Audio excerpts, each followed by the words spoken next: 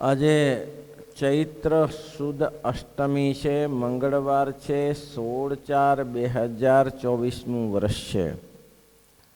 વચનામૃત પ્રથમનું 37મું છે. આગળના વચનામૃતમાં આ જ વાત હતી, પણ થોડો ચેન્જીસ હતું.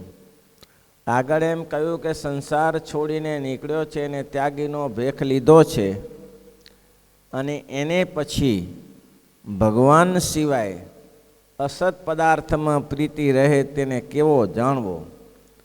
ત્યારે કહે છે ને કંગાલ જાણવો. જે મોટા સાહુકાર માણસ છે તે જેને ખાવા અનાજના પહેરવા વસ્ત્ર ન મળતું, ઉકેડામાંથી દાણા વીણી ખાતો હોય તેને મોટા માણસ કંગાલ સમજે છે, અને એ પોતે કંગાલ પાપી સમજે છે. પોતે પોતાને પાપી સમજે છે, કારણ કે એને અન્ન વસ્ત્રાદિક મળતું નથી, ઉકળામાંથી વીણી ખાય છે.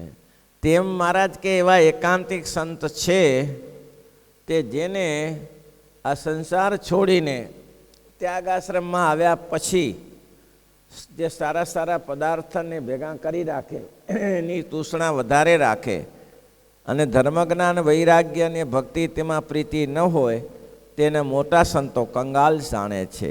કેમ? એ સમજે છે કે એને આ જગતના પદાર્થમાં વાસના છે અને ધર્મજ્ઞાન વૈરાગ્ય ભક્તિ એમાં આસ્થા નથી. અને મહારાજ કે ત્યાગીને તો કચરો ને કંચન બે સરખું હોવું જોઈએ. આ પદાર્થ સારું ને આ પદાર્થ ખોટું એવી તો ક્યારે વિચારણા જ ન હોવી જોઈએ. તે ત્યાગી સાચો છે.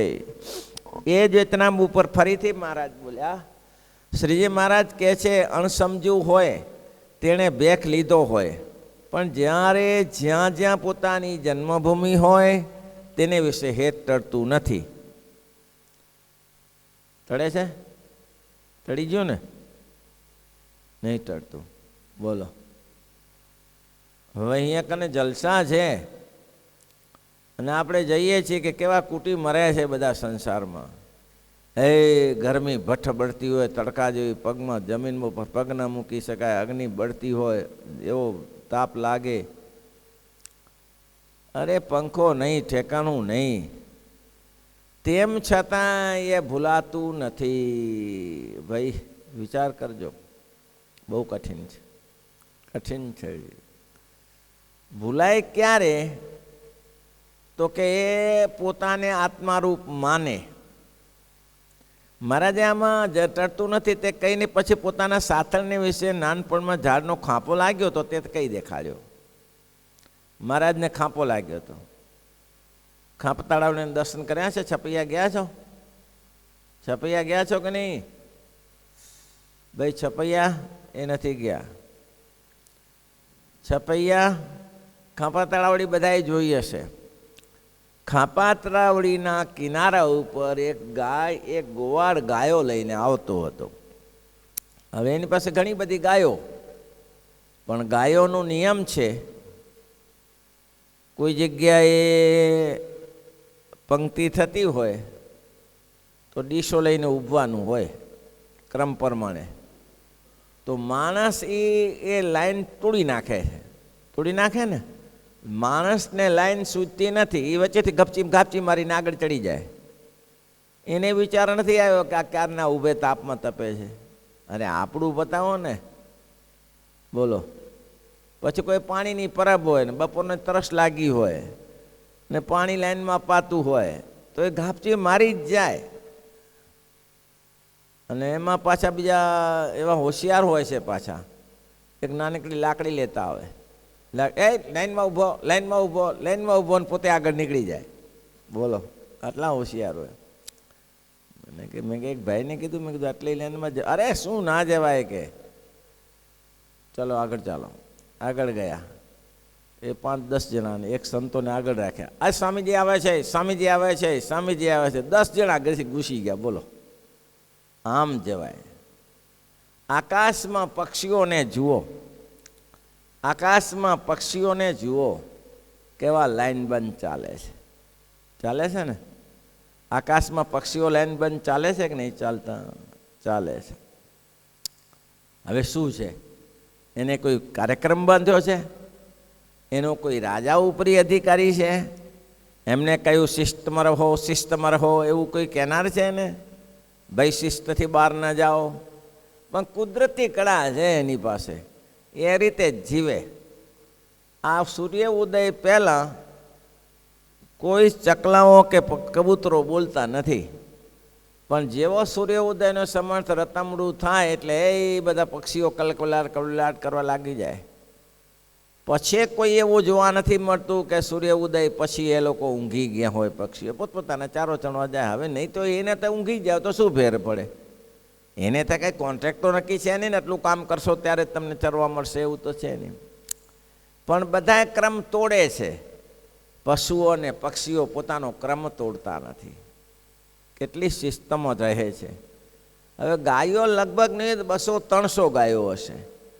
પાણીનું સરોવર, રસ્તો, તે રસ્તા ઉપર આગળ ગુવાર અને બધી જ ગાયો લાઇનસર જાય.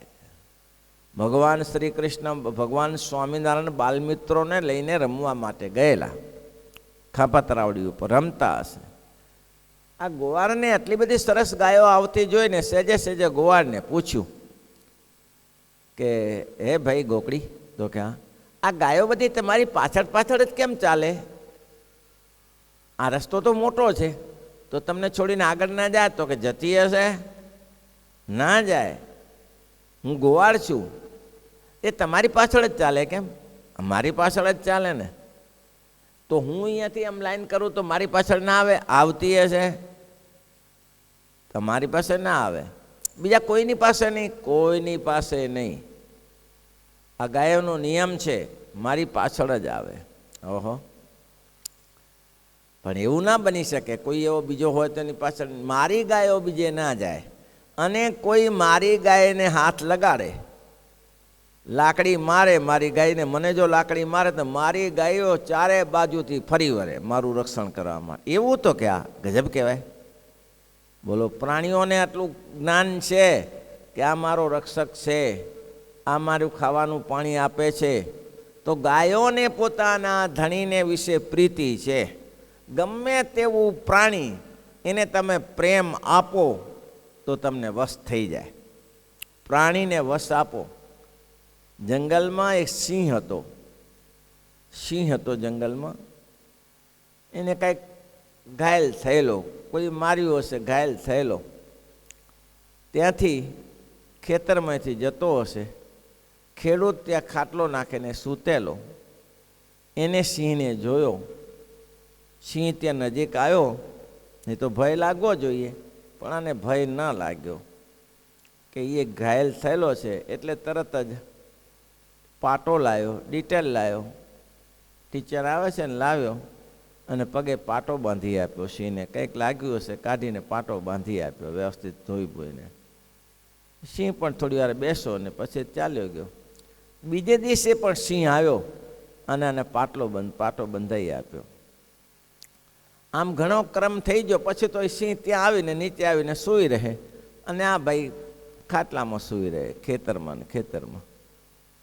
કોઈ કે આવીને કહ્યું કે આ સિંહ તમારી પાસે સૂઈ રહે છે, તો તમને એનો ભય નથી લાગતો? તો શું કહેવું જોઈએ એને? શું કહેવું જોઈએ? કે મારો મિત્ર છે એમ કહેવું જોઈએ ને, કે દરરોજ બેસે છે, મિત્રતા છે. પણ શું કે ના ના ના, આ તો કૂતરો છે. કે કેવી ચોટ લાગી છે એને? કૂતરો છે. લે ઓલ્યો કે મેં તારી દોસ્તી કરી ને અર્થ કૂતરો છે, ત્યાંથી સિંહ રવાણો થઈ ગયો. સિંહે કહ્યું હવે ને તારે ને મારી દોસ્તી નહીં મળી શકે. હું ને તું કાંઈ એક છે નહીં, પણ છતાંય તમે મને પ્રેમ આપ્યો, હું તમારી સાથે રહ્યો. કૂતરો કીધો મને? એમને કીધું કે જુઓ, સાંભળી લો, કેટલી સરસ વાત કરી. જેને કરી હોય તેને, ના કરી હોય તો સમજી લેવાની. સિંહે કહ્યું કે પહેલો ઘા જે મને લાગ્યો તો હથિયારનો ઘા, એ તો રૂઝાઈ ગયો. પહેલો ઘા તો રૂઝાઈ ગયો, પણ હું સિંહ છું.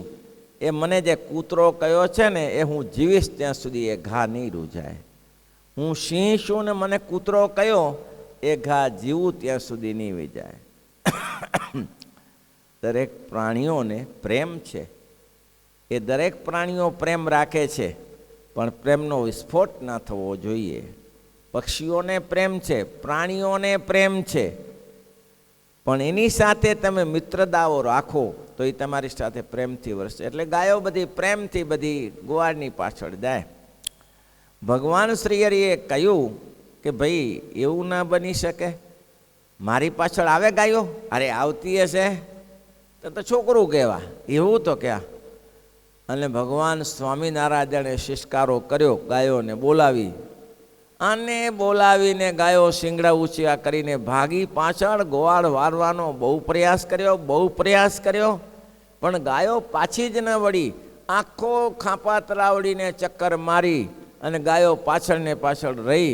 અને પછી તો ભગવાન શ્રી એક આંબલીનું વૃક્ષ હતું, એ આંબલીના વૃક્ષ ઉપર ચડી ગયા અને ગાયો ચારે બાજુ વીંટાઈ વળી. અને એવી વીંટાઈ વળી કે હમણાં જાણે આંબલી ઉપર ચડી જશે એવી વીંટાઈ વળી. ઘણીવાર આવું થયું. ગોવાળ કે ગજબ થઈ ગયો, આવું બને નહીં, ગાયોમાં આવું ના બને, ગાયો મને છોડીને જાય એ તો શક્ય જ નથી, ના જ બને. પણ આમાં કંઈક કારણ હોવું જોઈએ. જ્યાં ભગવાનને સામે જોયું તો મુરલીધર ભગવાન બંસી વગાડતા ભગવાન શ્રી કૃષ્ણ રૂપે દર્શન આપ્યા. ઓહો, આ તો કૃષ્ણલાલ, અમારા કૃષ્ણલાલ બાપુ, તમારા માટે ગાયો નહીં, તમારે તો દુનિયા વશ છે. ગાયો વશ કરવી તમારા માટે શું આશ્ચર્ય છે, તમે તો દુનિયા વશ કરો છો. બસ ભગવાને વૃત્તિ ગાયોને ખેંચી લીધી અને ગાયો પાછી ત્યાંથી ચાલી ગઈ. પછી જે પ્રસંગ બન્યો એ આ પ્રસંગ છે ખાંપા તરાવડી ઉપરનો. ભગવાન પછી નીચે ઉતર્યા. નીચે ઉતરતા મિત્રોએ હાથ આપ્યો, પણ સૂકું ઠૂઠું આંબલીનું, જે ડાળક સૂકી ગયું હોય ને ઠૂઠું, એનું ઠૂઠું, ડાળક તૂટી ગયું હોય ને ઠૂઠું હોય, એનું ઠૂઠું તે ભગવાનના સાથળમાં ઉતરતા લાગ્યું અને દરદડાટ લોહીની ધાર થઈ. છોકરા ગભરાઈ ગયા. ઓહો, બાલમિત્રો કે હવે આ શું જવાબ આપીશું, આટલી મોટી લોહી બંધ થતું નથી. હવે ભક્તિ માતાને શું કહેવું, મોટા ભાઈને શું કહેવું, પિતાશ્રીને શું કહેવું, આ તો આપણે ધ્યાન ના રાખ્યું. એમ જ કહેશે ને તમારે શું જરૂર હતી લઈ જવાની, લઈ જાઓ છો ને પછી ધ્યાન રાખતા નથી. અરે બહુ થયું, છોકરા રડવા લાગ્યા. ત્યાં અશ્વિની કુમાર આવ્યા અને કહ્યું શું થયું? તો કે જુઓ ને આ લોહી દળદળાટ વહે છે. એમાં કંઈ ચિંતાનો વિષય નથી હો, એ તો હું વ્યવસ્થિત કરી દઉં છું. અશ્વિની કુમારો આવ્યા અને પાટો કાઢ્યો ને પાટો બાંધી લોહી બંધ કરી દીધું. પાટો બાંધી દીધો કે જાઓ, હવે બંધ થઈ ગયું હો. અમે જૂના જાણીતા એના વૈદ જ છીએ, ઘનશ્યામ મહારાજના જૂના વૈદ છીએ અમે. આજે લાભ મળ્યો. બસ ગયા ઘરે ગયા એટલે ભાભીને ખબર પડી કે આ પાટો છે નો. ને છોકરાએ કહ્યું કે ભાભી આ તો એવું થયું ને, આંબલી ઉપર ચડ્યા ઘનશ્યામ મહારાજ અને ત્યાંથી નીચે ઉતરતા આ ખાંપો લાગ્યો અને લોહીની ધાર થઈ, ઘણું બધું લોહી નીકળી ગયું. અરે શું કરીએ? ભાભીએ ટાપલી મારીને કહે આવું ને આવું તમારે કરવાનું. એ ભક્તિ માતાને ખબર પડે તારે ઠપકો મને જ આપે ને કે શું ધ્યાન રાખ્યું ઘનશ્યામનું ધ્યાન શું રાખો છો તમે, આ ગમે ત્યાં નીકળી જાય. તમે આવી રીતે તમને રખડવાનું શું? શેઠની શિખામણ ઝાંપા સુધી હોય. તમને શું શિખામણ અસર કરે ત્યારે આવી રીતે લગાડીને આવો છો? પણ કે ભાભી થયું શું? આ લગાડીને આવ્યા, ખબર નહીં પડે બધાને? તો કે ભાઈ મને કાંઈ થયું નથી. શું મને કાંઈ થયું નથી? પાટો ખોલ્યો તો કંઈ નહીં, બધું રૂઝાવી ગયેલી, ખાલી નિશાન હતું ખાંપાનું. એ ખાંપાનું નિશાન એ મહારાજે સંતોને બતાવીને કહ્યું, સંતો, જેને સંસાર છોડ્યો, ઘરવાસના છોડી અને જેને પાછો સંસારમાં પોતાનું ગામ, પોતાનું ઘર અને પોતાના કુટુંબી ના સાંભળતા હોય એ કહો. અને અમને તો આ જ્યારે ખાંપો જોઈએ છીએ ત્યારે હંમેશને માટે ખાંપા તરાવડી અને છુપૈયા અને કુટુંબ ભૂલાતું નથી. બોલો, મહારાજ એવું કહી દીધું. અમારે તો જ્યારે એ ખાંપાનું નિશાન જોઈએ છીએ ને ત્યારે ઈદમ સાંભળી આવે છે, આ તરાવડી અને આ સરોવર ને ખાંપો સાંભળી આવે. કોઈને ના સાંભળતું હોય તો બોલ. હવે આ તો મહારાજે પોતાનું કહ્યું બીજા સંતો કે કંઈ વાંધો નહીં, એને સાંભળે છે, મહારાજને સાંભળે છે, તો આપને સાંભળે એમાં શું મોટું આશ્ચર્ય છે. એટલે બધા સંતોએ કહ્યું કે હા મહારાજ સાંભળે છે. હવે સ્વામિનારાયણ ભગવાનને તો તમને જાણ્યું હશે, જ્યારે વન વિચરણ કરતા હતા ત્યારે સેવકરામ મળેલા. હવે વન વિચરણમાં સેવકરામ મળેલા અને સેવકરામની પાસે રહ્યા પછી 1 દિવસ 2 દિવસ સેવા કરી સ્વસ્થ થયા. પછી 1 દિવસ ભગવાને કહ્યું કે બાબાજી, તો કે હા ગોપી ગીત સંભળાવો, ગોપી ગીત. એટલે બાપાજી ગોપી ગીતના બહુ શોખીન હતા, ગોપી ગીત કંઠસ્થ હતું. એવું સરસ લલકારીને ગોપી ગીત સંભળાવે અને મહારાજ પણ એકાગ્ર ચિત્તથી ગોપી ગીત સાંભળે. 1 દિવસ થયો, 2 દિવસ થયો, પછી એને વિચાર આવ્યો કે આવી કથા તો છપાઈ અયોધ્યામાં ધર્મદેવનો છોકરો સાંભળતો હતો. આવી એકાગ્રતાથી કથા સાંભળવી એ બીજાને મેં જોયા નથી. આટલી નાની ઉંમરમાં કથા સાંભળવી તો ધર્મદેવનો છોકરો એને યાદ આવ્યું, અલ્યા એ નીકળી ગયો છે, એ તો ઘર છોડીને કેટલા વર્ષથી નીકળી ગયો છે, કદાચ એ તો નહીં હોય ને. એટલે એને કહ્યું કે અલ્યા તું ઘનશ્યામ કે નહીં? તે શું? હું નીલકંઠ. તું ઘનશ્યામ ધર્મદેવનો છોકરો કે નહીં? તો કે પણ શું છે? શું છે નહીં? આટલા વર્ષો થયા, ઘરે ભાભી રડે, ભક્તિમાં ઘરે બધા રડે, મોટા ભાઈ રડે, અને તું અહીંયા રખડે છે. હવે તો હું તને ઘરે જ લઈ જઈશ, તે સિવાય છૂટકો નહીં. હવે આવી રીતે રખડવાનું, બધાને હેરાન કરવાના. ત્યારે ઘનશ્યામ મહારાજ શું બોલ્યા, બાબાજી હું સ્વતંત્ર છું, હું પરતંત્ર નથી. હું તમારી સેવા કરવા રોકાયો છું, એ તમારી પાસે મજૂરી નથી લેતો. એ હું જો મને મારું ઘર યાદ કર્યું તો હું રમતમાં નીકળી જઈશ, આમને એમ પડતા મૂકીને નીકળી જઈશ. જો બીજી વાર મને ઘર યાદ કરાવ્યું તો આ બધું યાદ કરે છે ને ત્યાગી થયા. અને એને વળી ઘર શું, એને વળી સંસાર શું, આ મને નહીં મળી શકે. હજી વિચારી લેજો. માફી માગી સેવકરામ, નહીં બોલું, બસ નહીં બોલું. કેમ માફી માગી? ગરજ હતી સેવા કરવાની. એટલે કેનો બોલે? આવો ને આવો પ્રસંગ પંચાળામાં થયેલો. પંચાળામાં ઝીણાભાઈના દરબારમાં મહારાજ માંદા પડ્યા. 13 દિવસની લાંબી માંદગી. નહીં પેટમાં પાણી ટકે, નહીં પેટમાં અનાજ ટકે.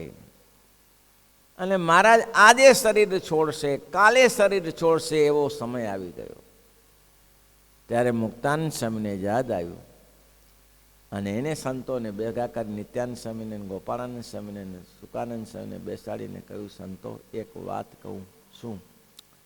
રામાનંદ સ્વામીએ મને એમ કહ્યું હતું કે જે આ સહજાનંદ સ્વામી છે ને એ ભગવાન છે, અને એવું સંતોને ને ભક્તોને સુખ આપશે, એવું સુખ આપશે અત્યાર સુધીમાં કોઈ અવતારમાં સુખ નથી આપ્યું એવું સુખ આપશે. એવા ભગવાન દયાળુ છે. પણ એક વસ્તુનું ધ્યાન રાખજો, સુખ તો અપાર આપશે, અમારા કરતાં અનંત ઘણું સુખ આપશે.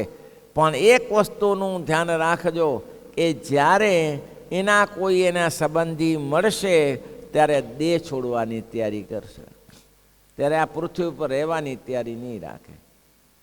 તમે આ ધ્યાન રાખજો જરા. મુક્તાનંદ સ્વામી કે આ વાત મને રામાનંદ સ્વામીએ કરેલી હતી. નિત્યાનંદ સ્વામીના આંખમાં આંસુ આવી ગયા કે મહારાજ આ તો હવે વાત પૂરી થવા આવી. તો જે સમય પૂરો થવા આવ્યો એના સંબંધી આવી ગયેલા હતા. રામપ્રતાપજીને ઈચ્છાવરનો પરિવાર આવી ગયેલો હતો, સંબંધી આવી ગયેલા છે. જે મુક્તાનંદ સ્વામી કહે છે અને રામાનંદ સ્વામીનું વચન હશે તો સમય પૂરો થયો છે. હવે આમ જ થશે, ફેરફાર નહીં થાય. પછી શ્રીજી મહારાજની પાસે જઈને બધા બેઠા અને મહારાજને કહ્યું, મહારાજ રામાનંદ સ્વામીએ મને આવું કહ્યું હતું. મુક્તાનંદ સ્વામીનો ભાવાર્થ એવો નહોતો. મુક્તાનંદ સ્વામી કહે છે આપ આ રીતે જો આ શરીર આ પૃથ્વી ઉપરથી અદૃશ્ય થતા હો અને તમને કોઈ તકલીફ હોય, એટલે કે આ કુટુંબીજનો આવ્યા છે તેને કુટુંબીજનોની તમારે તકલીફ હોય તો એને પાછા વાળી દઈએ, પણ આપ સ્વસ્થ રહો, આપ સ્વસ્થ રહો. પણ મહારાજને એ પણ ખબર હતી કે આના સિવાય ચાલે એવું નથી પાછું. આ જરૂર પડશે, કંઈક કડી લગાડવી પડશે. પછી શ્રીજી મહારાજે કહ્યું કે સ્વામી તમે જે કહ્યું ને વાત સાચી છે, અમને આ સપનામાંય સંબંધી ગમતા નથી. સપનામાં સંબંધીનો અમારે જોગ સારો નથી, અમને ઉદાસ થઈ જઈએ છીએ. જ્યારથી આવ્યા છે ને ત્યાં સુધી અમે ઉદાસ વર્તીએ છીએ. પણ એક વાત રામાનંદ સ્વામી અમારા પગ પકડાવીને કહી હતી કે મારા પગ પકડો, એક વાત તમને કહું યાદ રાખવાની છે અને આ પ્રતિજ્ઞા લેવાની છે. ત્યારે પગ પકડાવીને કહ્યું હતું કે સહજાનંદ નારાયણ મુનિ સત્સંગમાં રહ્યો છો તો ઘણી ઉપાધિઓ આવશે, આધિ વ્યાધિ થશે, સુખ દુઃખ આવશે, પણ મારું વચન માનજો, આ સત્સંગ છોડીને ક્યાંય જશો નહીં. આ સત્સંગ જ સાગર જેવો છે ને સુખનો નિધિ છે. આ એક વાત છે. એટલે મહારાજને તો આ સગા સંબંધી ગમતા જ નહોતા. એટલે મહારાજ કહે છે કે સ્વામી તમે જેમ કહ્યું હતું ને મહારાજ, એવું મને કહ્યું હતું કે આ સત્સંગ છોડીને જજો નહીં, એટલા માટે હું બેઠો છું, બાકી મને સંબંધનો સપનામાં ગમતા નથી. પણ આ ગાદી સોંપી હતી એટલે પછી છૂટકો જ નહોતો, કારણ કે મહારાજ બધા પ્રયત્ન કરી ચૂક્યા. વાસુદેવ બ્રહ્મચારીને કહ્યું, બદ્રીનાથને કહ્યું, ઘણાને બધાને કહ્યું, ગોપી ભટ્ટને ગાદી સોંપી, પણ કોઈ ભલી વાર ના લાવ્યા. બધા પોતાનું ખીચડું પકાવતા. વાસુદેવ બ્રહ્મચારી કે હું નિષ્પ્રિય માણસ, એવા ગુણિયાલ સાધુ વાસુદેવ બ્રહ્મચારી આપણા દેશમાં માલપુરા ગામના. અને મારે આ લફ કરવાની ક્યાં જરૂર છે? મહારાજ જેમ રાજી રહે તેમ કરવું, પણ આ ન જોઈએ.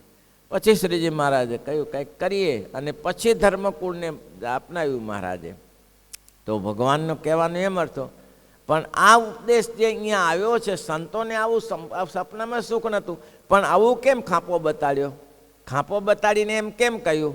માતૃવત ઉપદેશ, પિતૃવત ઉપદેશ, પત્નીવત ઉપદેશ અને ગુરુવત ઉપદેશ, આ 4 રીતે ઉપદેશ અપાય છે. માતૃવત ઉપદેશ, મા પોતાના સંતાનોને ઉપદેશ આપે, બેસાડીને ખંભા ઉપર હાથ ફેરવે, માથા ઉપર હાથ ફેરવે, અને પછી વાત કરે કે દીકરા આ રીતે કરાય, આ રીતે વર્તાય સુખી થવા માટે. એને માતૃવત ઉપદેશ કહેવાય. મહારાજે જેમ કે કોઈ બાળકને દવા પાવી હોય તો બાળકને દવા પીવી હોય તો દારવા ના પીએ, કડવી દવા કોઈ બાળક પીએ નહીં.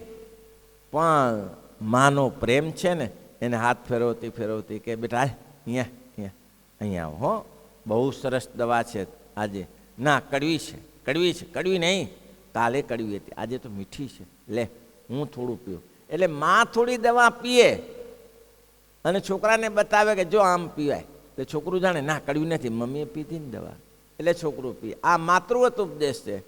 સંત વિના સાચી કોણ કહે, સારા સુખની વાત. સંત વિના સાચી કોણ કહે, સારા સુખની વાત. ભમરી ભરે છે ભારે ચટકો, ભમરી ભરે છે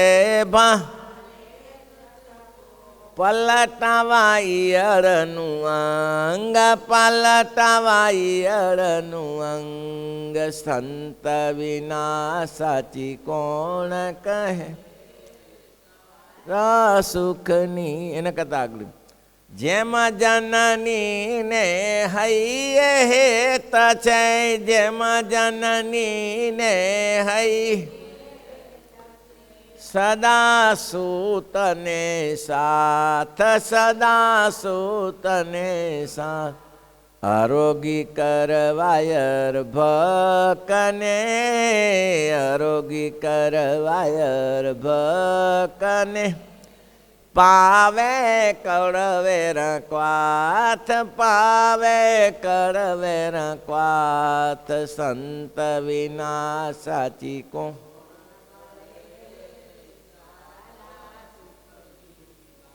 આવતીકાલે એટલા માટે ભગવાને આ ઉપદેશ આપ્યો છે. શ્રીપતિમ શ્રીધરમ સર્વદેવીશ્વરમ